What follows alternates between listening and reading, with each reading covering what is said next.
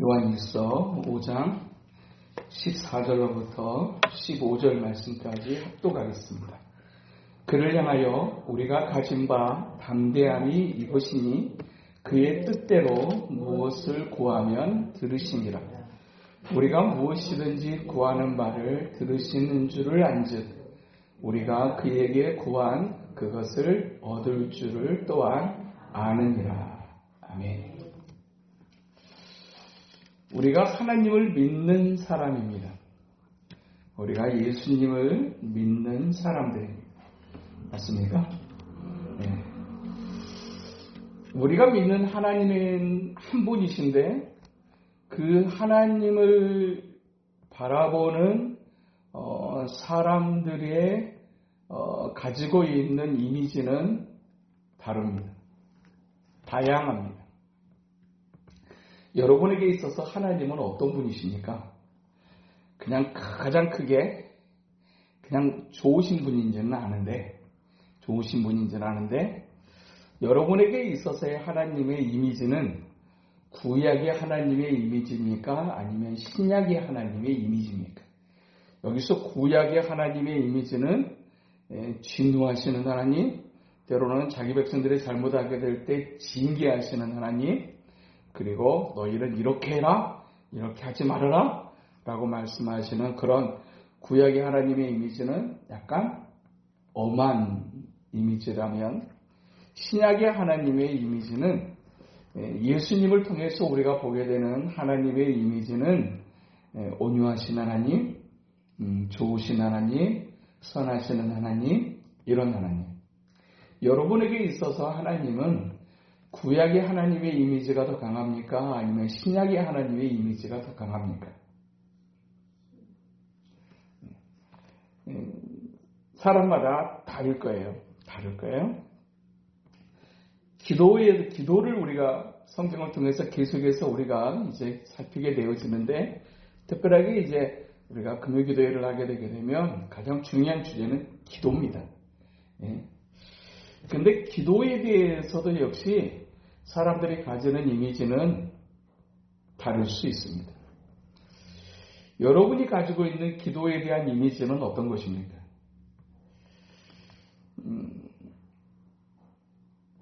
굉장히 막 처절한 약복강 나루터에서의 야곱의 기도와 같은 어떤 그런 기도에 대한 이미지입니까? 아니면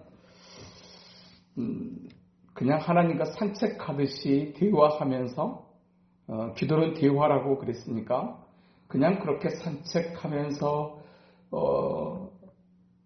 하나님과 이런저런 얘기를 나누고 때로는 깊이 있는 어떤 고민하는 문제도 이야기하는 그런 하나님 앞에서의 그런 기도의 이미지, 그런가 하면 막 처절하게 영적인 싸움을 싸우는 어떤 그런 막 굉장히 치열하고 타이트한 어떤 기도의 이미지. 이 두 종류의 가장 크게 이제 두 가지 기도에 대한 이미지가 있을 수 있을 것 같아요. 여러분이 하나님 앞에 기도하는 그 기도에 대해서 가지는 이미지가 어떤 것이냐에 따라서 오늘 우리가 읽은 이 본문이 굉장히 다르게 느껴질 수도 있습니다. 사람마다 신앙생활을 하게 될 때 가장 먼저 이제 우리가 신앙의 대상이 되어지는 하나님을 만나게 되고 하나님의 이름을 부르게 되어지는데, 우리가 하나님에 대한 이미지가 형성되어지게 될 때 무엇이 하나님에 대한 이미지를 형성하게 되는가에 대해서 연구하는 학자들에 의하면 가장 첫 번째로 하나님에 대한 이미지는 우리가 어린 시절에 가졌던 가정의 환경과 상황과 약간의 연관성이 있다고 학자들이 이야기합니다. 우리 어린 시절에 우리 아빠, 우리 아버지, 가정 환경적인 어떤 이미지 속에서 우리 아버지는 어떤 분이었는가라고 하게 되었던 아버지에 대한 이미지가 사람마다 다르거든요. 그런데 이제 그러다가 신앙생활을 중간에 이제 하게 되어졌을 때 이제 믿음의 대상이 새롭게 생기게 되고 그 믿음의 대상을 향해서 우리가 부르게 되는 이제 표현 중에 하나가 하나님 아버지입니다. 예. 어떤 초신자에게 이 하나님 아버지라고 부르는 부분에 대해서 어떤 분이 굉장히 경직되어지고 입을 다물고 있는 그런 한 자매가 있었대요. 그러다가 이제 목사님이 그 자매를 유심히 보다가 하나님은 아버지가 되십니다 라고 하는 부분들을 조금 더 뚜렷하게 이제 확인시키고 또 확신을 가지게 하기 위해서 그것을 강조하다가 그 자매를 향해서 우연히 따로 이렇게 이야기하는 시간 속에서 하나님이 우리 아버지가 되신다는 사실을 믿어야 합니다 라고 얘기를 했더니 그 자매가 갑자기 울더랍니다. 목사님도 당황을 해가지고 왜 우십니까? 왜 무슨 일이 있으세요? 그랬더니 그 자매가 하는 말, 저는 하나님을 아버지라고 부르는 게 너무 힘이 듭니다. 목사님은 하나님이 좋으신 분이라고 얘기하는데 그 좋으신 하나님을 아버지라고 부르는 부분이 저는 너무 힘이 듭니다. 그러면서 하는 말, 자기가 어릴 때 자기 아버지는 너무나 무서운 아버지였대요. 말도 너무 험하게 하고 그리고 얼핏 하게 되게 되면 매를 들고 우리를 다루시는 굉장히 무서운 아버지였대요. 그래서 그 아버지에 대한 그 이미지가 굉장히 경직된 이미지로 자기에게 있는데 중간에 어쩌다가 신앙생활을 하게 되고 하나님을 알게 됐는데 그 하나님을 아버지라고 불러야 한다는 사실이 자기에게는 마치 어린 시절에 아버지에게 입었던 상처에 대한 트라우마가 일어나는 것 같은. 그래서 자기는 하나님을 아버지라고 부르는 게 너무 힘이 든다고. 그렇게 얘기를 했다라고 하는 한 일화를 제가 들은 적이 있습니다. 또 한 가지 하나님 이제 어느덧 우리들의 신앙생활이 제법 진행이 되어지고 여기서 거의 신앙생활이 10년, 20년 이렇게 되어진단 말이죠. 그런데 우리들의 그 신앙에 대한 이미지 또 우리가 가지고 있는 기도에 대한 이미지 이것도 역시 약간의 사람마다 차이가 있게 되어지는데 벌써 10년이 지나고 20년 한 곳에서만 이제 신앙생활을 시작하고 여기까지 오신 분들의 경우는 조금 다를 수 있겠지만 처음 신앙생활을 했던 곳은 다른 곳이었고 다른 곳에서 신앙생활을 하고 훈련을 받다가 이제 또 교회를 여러 가지 하나님의 인도하심을 따라서 교회를 옮기면서 이제 새롭게 또 다른 이제 다른 환경 속에서 신앙생활을 하게 되어지지만 그 신앙생활의 어떤 그런 기조라고 하는 것들이 형성되어지는 때가 언제일까요? 그것은 초신자 때입니다. 우리가 신앙생활을 했던 첫 번째 다녔던 교회와 첫 번째 가르침을 받았던 그 목사님의 어떤 그런 신앙의 가르침에 대한 영향을 어린 시절에 신앙이 어렸었을 때 가장 먼저 받게 되고 어릴 때 받았던 그 신앙에 대한 생각이나 이미지나 가르침은 우리들이 신앙의 환경을 바꿨음에도 불구하고 우리에게 굉장히 강하게 나도 모르는 사이에 잡혀져 있는 것을 우리가 보게 될 때가 있어요. 보게 될 때가 있어요. 저도 역시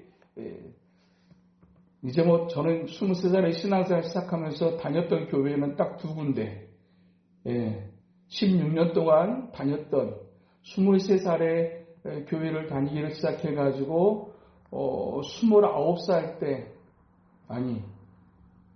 39살 때 이제 교회를 나왔었으니까 16년, 17년 정도를 한 곳에서 신앙생활을 하다가 그리고 이제 개척을 했던 교회가 제자들 교회. 제가 주도하는 이제 리더로서 주도하는 이제 목회였기 때문에 이제 그냥 이제 제가 가지고 있는 영적인 은혜들을 따라서 이제 목회를 하게 됐지만 제 신앙의 기초가 되어졌던 것은 예전에 제가 이 개척을 하기 전까지 저 같은 경우는 23살에 신앙생활 해가지고 거기서 신학도 하고 거기서 결혼도 하고 거기서 자식도 낳고 자녀도 낳고 그렇게 하다가 이제 개척을 한 케이스예요. 그러면서 이제 제가 신앙생활을 처음 시작하게 될 때 제가 기도에 대해서 배웠고 하나님에 대해서 배웠고 이제 그렇게 신앙생활을 시작하려 했는데 제게 있어서도 역시 기도는 제가 초신자 때 신앙생활을 처음 하게 될 때 쌓여졌던 그런 기도가 제 신앙생활 속에 굉장히 중요한 그런 기도에 대한 이미지를 형성합니다. 제가 다녔던 교회에는 굉장히 기도를 많이 하는 교회였습니다. 굉장히 기도를 많이 강조하는 교회였습니다. 언젠가 수련회를 간다고 해서 청년 때 24살 땐가 이제 23살 땐가 5살 땐가 처음으로 이제 수련회를 간다고 해서 가겠냐고 해서 가겠다고 하면서 제가 수련회를 이제 한 4박 5일 월요일부터 금요일까지 한다고 그러더라고요. 그래가지고 이제 수련회를 간다고 해서 갔는데 저는 수련회를 간다고 해서 수련회는 그냥 거기서 교제도 하고 또 같이 밥도 해 먹고 거기서 또 이렇게 또 예배도 한번 드리고 또 기도도 한 번쯤 하겠지라고 하는 그런 생각을 가지고 수련회를 참석을 했어요. 그런데 그 수련회를 여름에 했거든요. 정말 지금부터 이제 23살 때니까 거의 몇 년 되니까 40년 전. 예. 23살, 24살 때 이제 처음 이제 수련회를 딱 참석을 했다가 얼마나 깜짝 놀랐는지.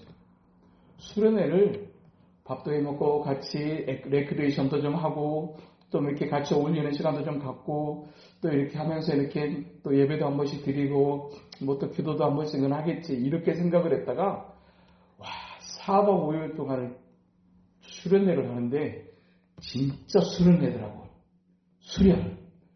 수련을 하는 그런 시간이었어요. 딱 가가지고 점심때쯤에 도착을 해가지고 급하게 점심을 먹고 오후 집회를 시작을 하는데 선풍기도 이제 목사님 옆에만 딱 선풍기를 놔두고 조그마한 시골에 있는 교회를 빌려가지고 잊어버리지도 않아. 영광에 있는 뭐 염산교회인가 하는 교회에서 첫 수련회를 했어요. 교회를 빌리고 때로는 학교를 빌려가지고 이제 수련회를 했는데 딱 오후 예배가 시작된다고 딱 알리면서 오후 집회를 딱 시작하는데 2시부터 해가지고 5시까지 거의 3시간을 그 더운 여름날에 선풍기도 하나 없는 데서 부채를 붙여가면서 이렇게 예배를 드리는데 3시간 예배를 드리고 기도를 하는데 진짜 힘들었어요. 그리고 나서 드디어 5시가 좀 되니까 기도가 끝나가지고 저녁 시간이 됐어요. 저녁 시간을 하는데 저녁에 밥을 지어서 이제 또 해서 딱 먹고 나니까 또다시 예배가 시작되어진다는 거죠. 그래가지고 예배를 딱 시작하는데 저녁 예배를 시작을 하는데 밥 먹고 나서 저녁 예배를 시작을 하는데 밤 9시 반 10시까지 거의 한 3시간에서 3시간 반 넘는 시간을 또 집회를 말씀을 전하시고 기도를 해요. 초신자 때였으니까 얼마나 모르고 있다가 그냥 갑자기 하는데 너무너무 놀랐어요. 진짜 힘들구나 수련회. 그러다가 밤에 잠을 잤어요. 그리고 나서 새벽 기도가 시작돼요. 새벽 5시에 자다가 일어나가지고 새벽 기도를 딱 하는데 새벽 5시부터 시작해가지고 1시간 반에서 2시간 정도 가까이를 말씀을 전하시고 기도를 해요. 그리고 나서 아침 한 7시 정도가 딱 되면 잠깐 쉬는 시간을 갖고 아침밥을 먹이는데 그냥 안 먹이더라고요.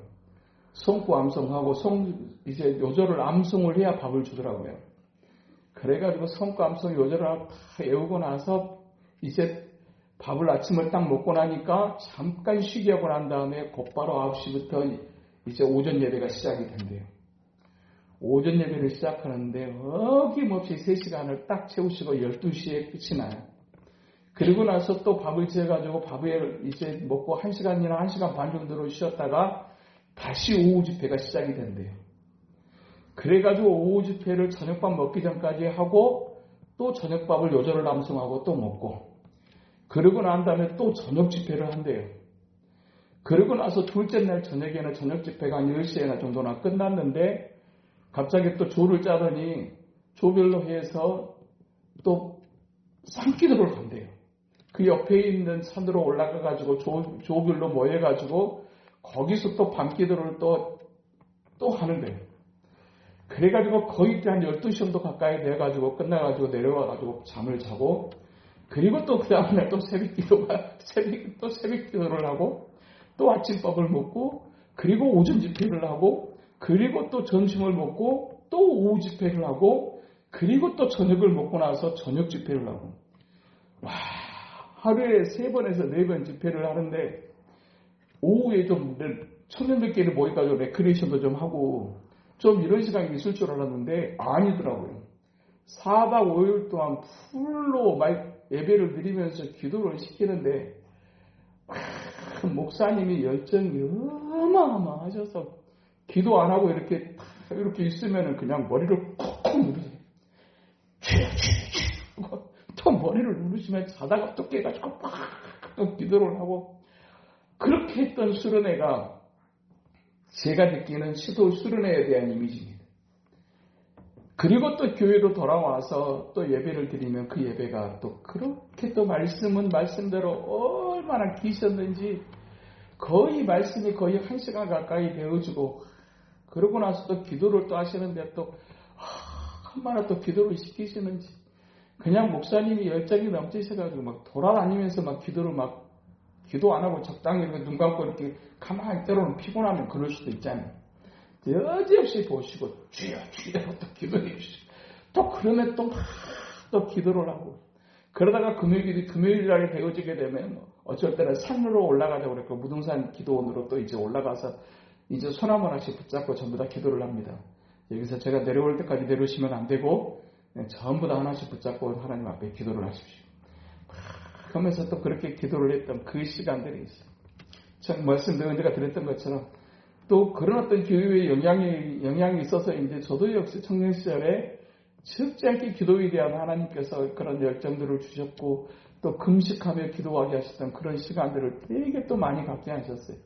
그만큼 청년 시절에 또 힘들었던 시간도 있었어요.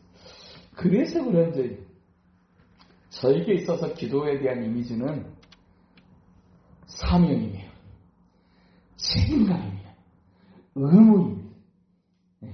제게 있어서 기도는 그런 것이에요. 그래서 때로는 기도가 참 마음으로 거룩한 노동, 마르틴 루터가 얘기했던 것처럼 기도는 거룩한 노동이다 라고 얘기했던 그 말이 그렇게 공감이 되고 이해가 되어집니다. 하나님에 대한 이미지가, 신약의 하나님에 대한 이미지를 가지고 신앙생활 하시는 분들도 있지만 구약의 엄하신 하나님에 대한 이미지를 가지고 신앙생활 하시는 경우들도 있어요. 그런데 우리가 대체적으로 가지는 어떤 그런 하나님에 대한 이미지는 우리 어린 시절에, 지금의 아이들은 이제 그러지는 않겠지만 우리 어린 시절에 우리 가정의 환경은 대개적으로 유교적인 문화권 속에서, 유교적인 환경 속에서 어른이 말하면 들어야 되고, 그리고 또 대꾸하면 안 되고, 그냥 그런 굉장히 예의도 중요하게 여기셨고, 그리고 또 특별하게 아랫사람으로서 자녀들은 또 어른들의 얘기하게 될 때는 아주 집중해야 되고 무조건 예의해야 하고 대답을 해야 되고, 이런 어떤 환경 속에서 자라났단 말이죠. 그런 유교적인 어떤 그런 문화의 어떤 그런 분위기들이 우리나라의 기독교에도 적지 않은 영향을 미쳤어요. 그러다 보니까 우리의 기독교의 이미지, 그리고 그 기독교의 문화 속에는 유교적인 엄숙함이 다른 나라의 어떤 그런 기독교의 분위기보다도 훨씬 더 엄중함이 사실은 있습니다. 그러다 보니까 이 기도라고 하는 부분들에 관해서 이야기하게 될 때 특별하게 하나님의, 오늘 본문을 보면 하나님의 뜻이라고 하는 부분들, 하나님의 뜻을 따라야 되고 하나님의 뜻대로 살아야 되고 하나님의 뜻대로 나아가야 된다라고 하는 이 부분에 관한 구약의 경직된 이미지를 가지고 딱 이 말씀을 읽게 되게 되어지면 사실은 이 말씀도 역시 굉장히 가볍지 않습니다. 오늘 보십시오. 14절 그를 향하여 우리가 가진 바 담대함이 이것이니 그의 뜻대로 무엇이든지 구하면 들으심이라. 여기서 그의 뜻대로 구하면 무엇이든지 듣는다라는 얘기가 굉장히 어떤 그런 넘치는 가능성의 이미지로 다가오십니까? 아니면 기도를 할 때 하나님의 뜻대로 해야 되는 거구나 라고 하는 어떤 경직된 이미지로 다가오십니까? 첫 번째십니까? 두 번째십니까? 이 말을 우리가 하나님에 대한 엄하신 하나님 그리고 어떤 경직된 이미지로 이 말씀을 듣게 되게 되면 이렇게 우리가 읽을 수는 있어요. 그의 뜻대로 무엇이든지 구하면 들으시리라. 이렇게 읽지만 경직된 이미지를 가지고 이 말씀을 읽게 되게 되면 어떻게도 읽혀줄 수 있냐면 그의 뜻대로 구하지 아니하면 안 들으시니라. 그의 뜻대로 구하면 무엇이든지 그의 뜻대로 무엇을 구하면 들으신다고 그랬어요. 그런데 우리가 긴장하는 부분이 어떤 것입니까? 하나님의 뜻이라고 하는 부분에 관한 긴장감이 있거든요. 하나님의 뜻대로 하지 않으면 이렇게 되게 되면 큰일 날 수 있다고 하는 이 긴장감이 있거든요. 그러니까 오늘 이 말씀을 가지고 하나님의 뜻대로라고 하지 않으면 하나님이 안 들으실 수 있다. 라고 하는 이 부분에 관한 불안감이 우리에게 있을 수 있어요. 우리에게 형성되어지는 하나님에 대한 이미지, 기도에 대한 이미지가 하나님의 말씀에 대한 이미지도 역시 동시에 동일하게 그렇게 경직된 이미지로 우리가 그 하나님에 대해서 말씀에 대해서 기도에 대해서 그 이미지를 가지게 되게 되면 이 하나님의 뜻, 그의 뜻이라고 하는 부분에 관해서도 역시 약간의 긴장감이 있고 불안감이 존재할 수 있다는 얘기입니다. 그러니까 기도를 하다가도 혹시 내가 잘못 기도할 수도 있다라고 하는 불안감, 혹시 내가 잘못 기도하게 된다고 하게 되게 되면 이 기도가 하나님 앞에 응답되지 않을 수도 있다라고 하는 불안감이 우리 안에 있을 수 있단 말입니다. 그러면 이제 우리에게 중요한 것이 무엇입니까? 그의 뜻입니다. 하나님의 뜻을 알고 기도해. 이런 식으로 한다고 하게 되면 초신자들은 기도할 수 있습니까? 없습니까? 뭘 알아야 기도를 하지? 하나님의 뜻이 무엇인지를 알아야 기도를 하지.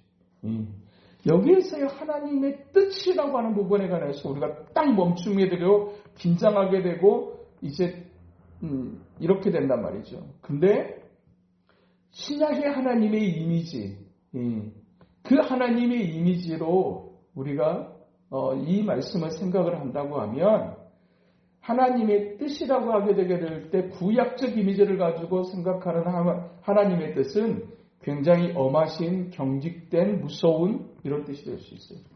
잘못하면 안 되는 이런 뜻이 될 수 있어요. 그런데 온유하신 하나님, 선하신 하나님의 이미지 속에서 하나님의 뜻이라고 하는 부분으로 우리가 이 말씀을 듣게 된다고 하게 되면 그 하나님은 굉장히 자상하시고 온유하신 하나님. 그러면 하나님의 생각, 하나님의 뜻이라는 얘기는 바꾸게 되면 하나님의 생각이라고 얘기할 수 있거든요. 구약에서 하나님의 생각은 어떤 것일까요? 우리가 생각하는 이미지로서의 어떤 그런 구약의 하나님은 굉장히 엄하신 하나님이에요. 그런데 우리를 향하신 하나님의 뜻대로라고 하게 되게 될 때 여기서 발견하게 되는 하나님의 뜻은 어떤 것일까?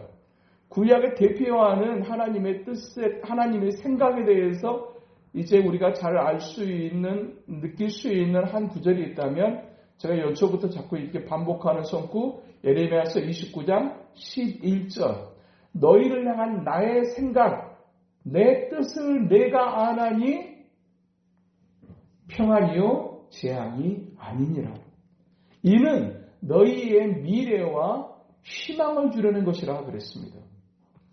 이 예레미야서 29장 11절에 등장하는 하나님의 뜻, 하나님의 생각은 어떤 것이냐면 거기에서 그냥 단어적인 명사적인 어떤 표현으로 본다면 평안, 그리고 우리의 미래, 그리고 우리의 희망입니다. 구약의 하나님이신데도 불구하고 하나님께서 너희를 향한 나의 생각은 무엇이라고 말씀하시냐면 우리의 평안과 우리의 미래와 우리의 삶의 희망, 소망에 대한 것이 하나님의 생각이라는 거예요. 이 하나님이 무서운 하나님입니까? 아닙니다. 아니에요. 부모가 매를 딱 들 때는 언제입니까?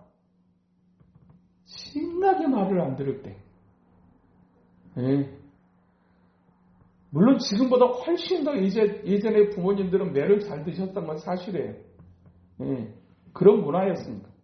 그런데 매는 그냥 드는 게 아니라 우리가 자녀를 키워보니까 매는 절대로 그냥 들지 않는다. 언제 매를 듭니까? 오죽할 때. 예. 오죽할 때 매를 듭니다.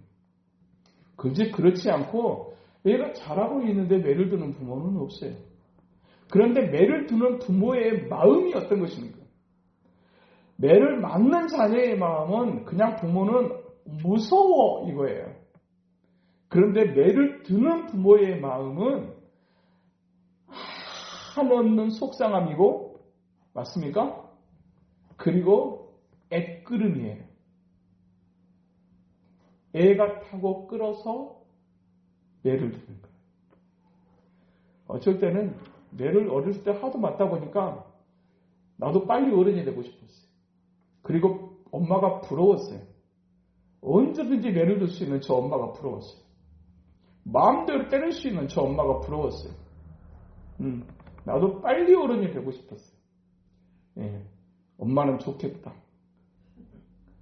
마음대로 매 언제든지 들 수 있어서 좋겠다. 예, 그랬던 어린 시절이 있었습니다. 그런데 그의 뜻대로 가게 될 때 그의 뜻이 뭐냐면 우리에게 평안을 주려는 하나님의 뜻이며 미래를 생각하시는 하나님의 뜻이며 우리에게 희망을 주려는 하나님의 뜻이에요. 신약의 시대로 넘어와서 하나님의 뜻은 어떤 것일까요?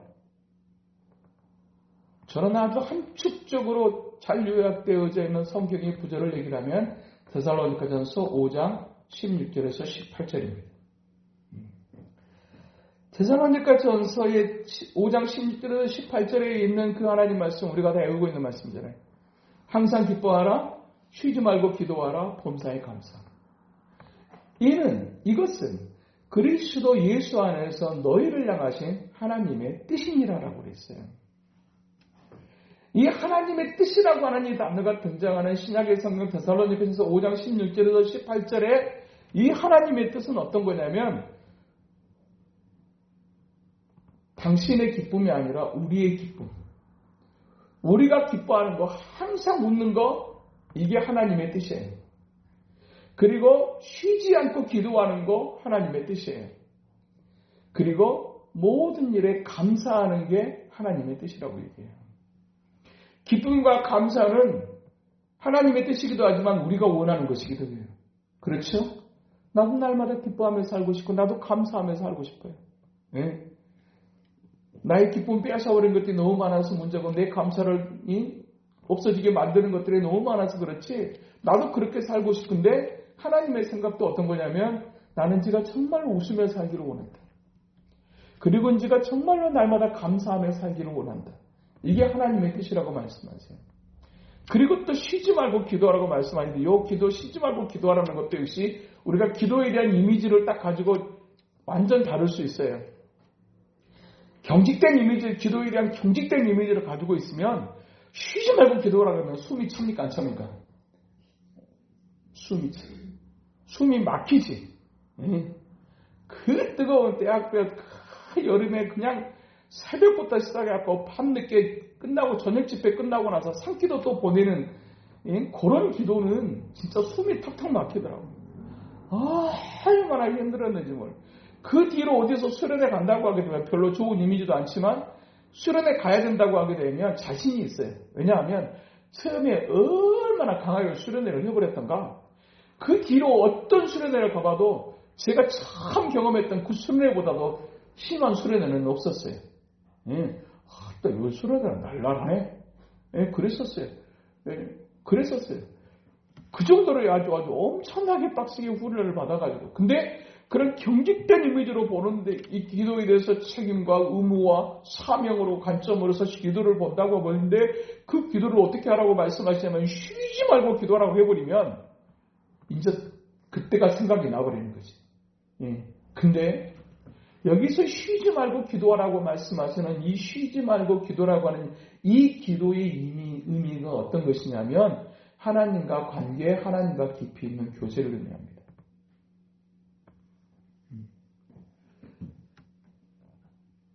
정말 좋은 사람과 나를 사랑하는 사람과 나를 사랑해주는 사람과 길을 걸으면서 계속 대화가 이루어지는 그런 기도 말입니다.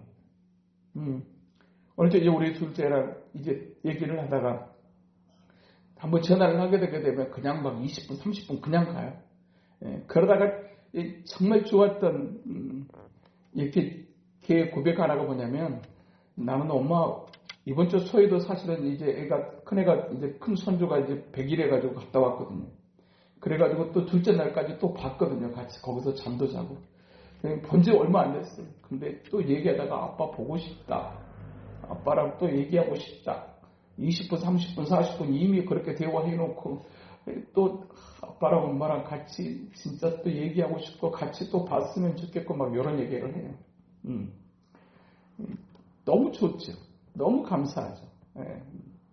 근데 사실 기도라고 하는 것은 사실은 관계면서 교제인 거거든요. 하나님은 우리가 뭘 원하는지 뭐가 필요한지 아시는 분일까요? 모르시는 분일까요? 다 아세요. 근데 다 아시고 우리를 사랑하신다고 하게 되게 되면 그 하나님은 우리의 필요에 대해서 채워줄 준비가 돼 있으실까요? 안 돼 있으실까요? 근데 왜 부르시는 걸까요? 왜 이 깊은 마음에 또 나오라고 하는 걸까요? 하나님께서 모세에게 십계명 내가 너희를 향한 뜻이 이것이고 너희가 정말 광야의 생활 속에서 가나안에 들어가서 잘 살려면 너희에게 이게 있어야 돼. 너희가 이렇게 살아야 되라고 하는 그 하나님의 가르침 10가지를 십계명에다가 돌판에다가 새겨서 하나님께서 모세의 손에 들려주셨어요. 그런데 그 모세의 손에다가 십계명을 딱 돌판에 새겨서 들려주셨는데 그 시간이 며칠이었습니까? 40일이었어요.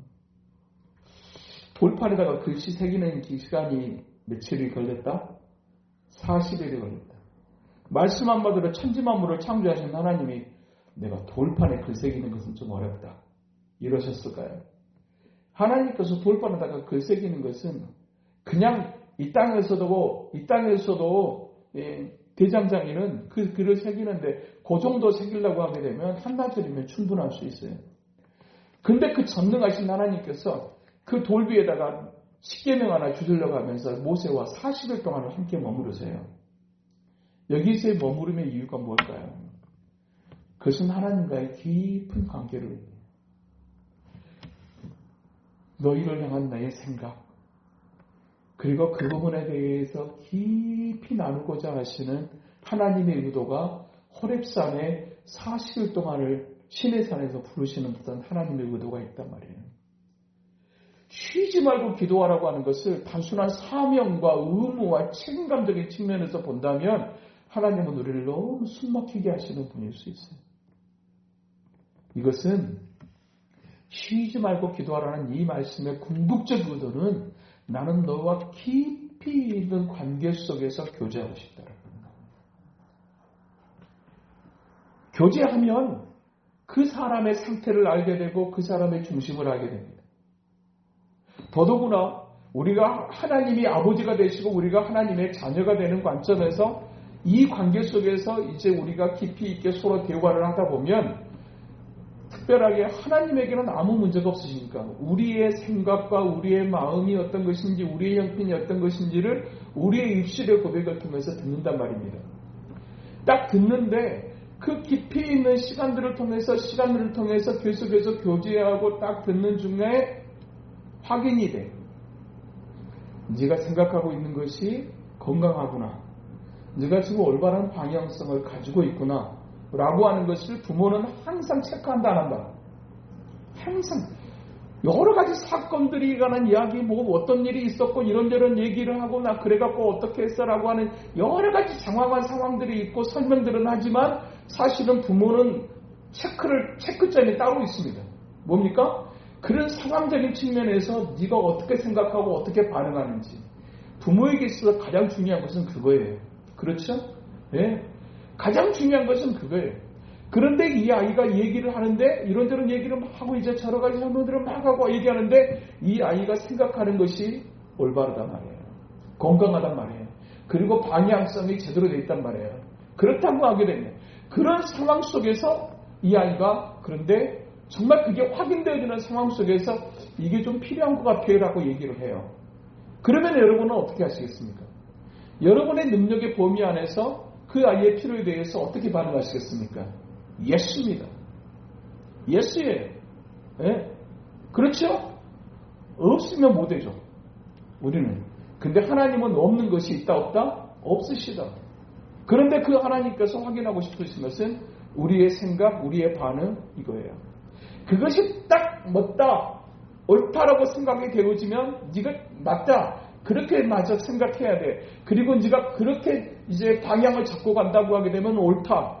그렇게 되게 되면 그런 상황 속에서 이게 좀 필요한 것 같아요.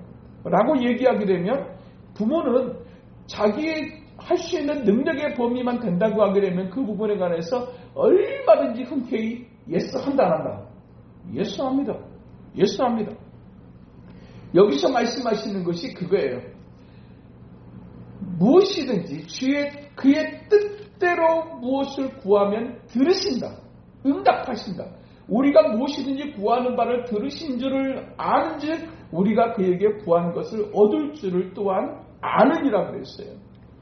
우리가 하나님 앞에 올바른 중심을 가지고 있고 올바른 태도를 가지고 올바르게 반응하고자 한다라고 하는 이것이 확인되어지게 되게 되면 그 하나님은 우리가 기도하는 것에 대해서 우리가 구하는 것에 대해서 가장 적절한 때를 찾고 가장 효과가 있는 것으로 하나님은 우리에게 역사하시는 하나님입니다. 우리가 믿어야 될 것은 그것이라는 사실을 오늘 우리에게 본문을 통해서 우리에게 말씀하시는 것입니다. 중심이 딱 확인됐어. 그래서 저는 제 아이들과 이렇게 대화를 하고 막 몇십 분씩 막 통화하고 막 얘기하다가 마지막에 내리는 얘기는 이겁니다.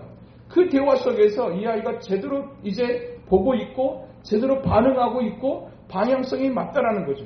그렇게 되면 저는 전화를 좀 마치게 되게 될 때 저는 반드시 이 얘기를 해줍니다. 은비든지 찬송이든지 현주든지 야, 너 잘하고 있어. 야, 딱 그것이 확인되면 저는 그 얘기를 반드시 해줍니다. 네 감동 오는 대로 해. 네가 하고 싶은 대로 해도 돼. 찬송아, 네가 하고 싶은 대로 해도 돼. 그리고 네가 잘하고 있어. 그리고 필요한 거 있으면 얘기해. 이렇게 합니다. 하나님 아버지도 역시 중요한 것은 우리의 중심이에요. 그리고 쉬지 말고 기도하라는 얘기는 나는 너와 끊임없는 관계 속에서 끊임없는 교제를 깊이 하면서 내가 살아가는 것을 원하신다. 이것이 그리스도 안에는 우리를 향하신 하나님의 뜻이라고 말씀하세요. 너 여기서 해야 돼. 너 기도 30분씩은 해야 돼. 너 기도 1시간씩은 해야 돼. 이렇게 하시는 하나님이 아니라 우리를 막 그냥 어떤 틀에다가 갇혀놓고 그냥 몰아놓고 그냥 억압하시고 힘들게 하시는, 숨 막히게 하시는 그런 하나님이 아니라 정말로 사랑하는 관계 속에서 얼마든지 더 함께 있고 싶고 이야기하고 싶고 이야기해도 마르지 않는 샘처럼 계속해서 이야기하게 되어지고 얘기하고 싶어지는 이 관계성 속에서 살아가는 그것을 원하시는 것, 그게 하나님의 뜻이라고 말씀하세요. 그래서 이 밤에 우리의 기도가 내 하나님 아빠에게 얘기하는, 그리고 우리에게 정말로 평안과 미래와 희망을 주시려 하시는 하나님, 그리고 우리가 날마다 기뻐하는 삶을 살아가기를 원하시는, 그 감사하며 살아가기를 원하시는 하나님의 뜻 안에서 이 밤의 기도회가 이루어지는 것이다. 아멘. 그 하나님 앞에 우리가 이 밤에 기도하는 것이었으면 기억했으면 좋겠습니다. 정말로 너희가 악할지라도 자식에게 좋은 것을 줄 줄 알거든. 하물며 하늘에 계신 너희 아버지께서 가장 좋은 것으로 너희에게 주시지 않겠느냐. 자녀를 키우면서 보통 속상한 게 아니잖아요. 그런데도 불구하고 부모의 마음은 절대로 자녀에게 좋은 것을 주고 싶고 아무리 속상하게 해도 또 좋은 것을 준비하는 것이 부모의 마음인 것처럼 하물며 하늘에 계신 너희 아버지께서 라고 말씀하세요. 그 하나님은 좋으신 하나님. 그 하나님은 나는 너희가 정말로 평안했으면 좋겠어. 네가 정말로 날마다 감사했으면 좋겠고 네가 날마다 기뻐했으면 좋겠어. 그리고 네가 내일에 대해서 희망을 가지며 살아가는 그런 하나님의 사람이었으면 좋겠어. 그러면서 나랑 늘 얘기하자. 그래서 예배 속에서 하나님은 우리에게 말씀하시고 그 말씀하시는 그 말씀을 붙잡고 우리는 또 하나님 앞에 이야기하는 기도의 시간을 갖는 것이다. 본질적으로 근본적으로 하나님에 대한 이미지가 구약의 하나님에 대한 이미지가 아니라 신약의 하나님의 이미지. 한없이 내게 좋으신 하나님, 나는 네가 너무너무 좋아. 나는 그리고 네가 날마다 평안했으면 좋겠어. 그리고 내가 너를 위해서 준비하는 것은 그런 것이야 라고 하는 그 부모의 마음을 헤아려 주기를 주는, 우리가 자녀를 키우면서 자식들을 통해서 정말로 해주고 싶은 알았으면 좋겠는 것 한 가지. 나는 너를 사랑한다. 나는 네가 진짜 잘 됐으면 좋겠다. 그것을 원하는 그 부모의 그 마음을 헤아리면서 관계가 형성되어지고 교제가 되어졌으면 좋겠다. 내가 너에게 얘기하는 건 다 너를 위해서 네가 잘 되기를 원해서 얘기하는 그거 한 1%도 변함없이 분명한 것이 맞지 않습니까? 그와 같이 하늘에 계신 너희 아버지께서도 역시 가장 좋은 것으로 주고 싶어 하시는 하나님인 것을 기억하면서 하나님 앞에 그냥 우리 아이들이 전화해가지고 그냥 이런 일이 있었고 저런 일이 있었고 또 해갖고 아빠 어제는 또 싸웠어요. 또 얘기하면 뭔 일로 싸웠는데 또 걔가 또 그랬어요. 또 막 그런저런 얘기 그냥 그러면서 그의 필요에 대해서 반응해주고 또 가장 안심하게 해주고 하고 또 평안하게 감사하게 하기 위해서 애쓰는 부모의 모습이 이 밤에 우리의 기도를 들으시는 하나님 아버지 하나님 아빠의 모습인 것을 기억하고 그 하나님 앞에 그냥 책임과 의무와 사명의 관점을 뛰어넘어서 가장 평안한 중에 가장 기쁜 대화를 가장 하고도 또 하고 싶은 그런 하나님 아버지와의 대화 시간으로 갖는 이 밤 저와 여러분 될 수 있게 되기를 주님의 이름으로 축복합니다. 하나님 아버지 오늘 또 우리가 하는 기도가 어떤 것인가 어떤 이미지여야 되는지 또 우리가 어떤 모습으로 하나님 앞에 나아가야 되는지 우리가 정말로 많이 자라나서 그것이 사명이 되고 때로는 책임감으로 또 해야 될 기도들도 있겠지만 근본적인 관점에서 하나님 아버지의 그 뜻을 헤아려 이 밤에도 그 하나님 앞에 참으로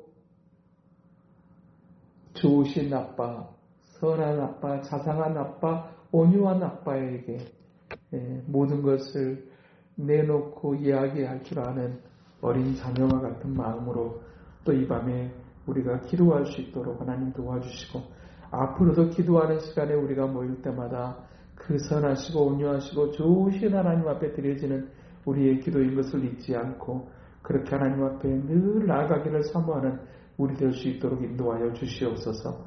예수님 이름으로 기도하옵나이다. 아멘.